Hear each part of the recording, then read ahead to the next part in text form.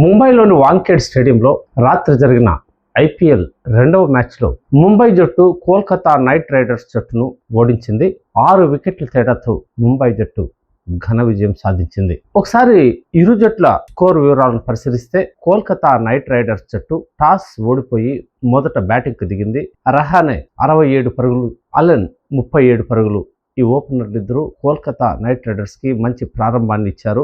Green 18, Raghuvanshi 51, Rinku Singh 33, మరో సింగ్ 4, మొత్తం 220 పరుగులు భారీ స్కోర్ సాధించారు. 4 వికెట్లు కోల్పోయి 20 ఓవర్లో ఈ స్కోర్ సాధించారు. తర్వాత బ్యాటింగ్కి దిగిన ముంబై జట్టులో ఓపెనర్లు రికెల్టన్, రోహిత్ శర్మ ముంబై జట్టును విజయ పదంలో నడిపించారు. రికెల్టన్ 81, రోహిత్ శర్మ 78, సూర్యకుమార్ యాదవ్ ఇంపాక్ట్ ప్లేయర్గా వచ్చి 16 పరుగులు, తిలక్ వర్మ 20, హార్దిక్ పాండ్యా 18, ధిర్ 5 పరుగులు చేసి మొత్తం 4 వికెట్ల నష్టానికి 19.1 ఓవర్లో 224 పరుగులు చేసి ముంబై జట్టును విజయ పదంలో నిలబెట్టారు. ముంబై బ్యాటింగ్ ఆర్డర్లో రోహిత్ శర్మ ఐపీఎల్ హిస్టరీలో 50 సార్లు హాఫ్ సెంచరీలు చేసిన ఘనత సాధించాడు. ఇంతకు ముందు విరాట్ కోహ్లీ, ధావన్ మాత్రమే ఈయనకంటే ముందున్నారు.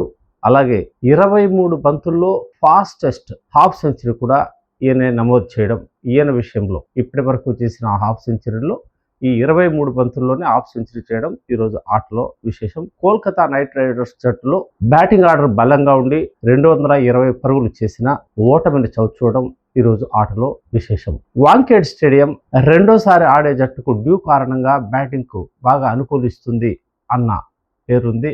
ఈ నేపథ్యంలోనే టాస్ గెలిచిన ముంబై జట్టు మొదట కోల్కతా నైట్ రైడర్స్ జట్టుని బ్యాటింగ్కి ఆహ్వానించి విజయానికి మార్గాన్ని వెతుక్కుంది. మొదటి మ్యాచ్లో ఆర్సీబీ జట్టు సన్ రైజర్స్ జట్టుని ఓడించింది. అక్కడ 221 పరుగులతో బెంగళూరులో ఎస్ఆర్హెచ్ జట్టు మంచి స్కోర్ అనుకున్నప్పటికీ ఈ స్కోర్ని ఆర్సీబీ జట్టు అధిగమించడం విశేషం.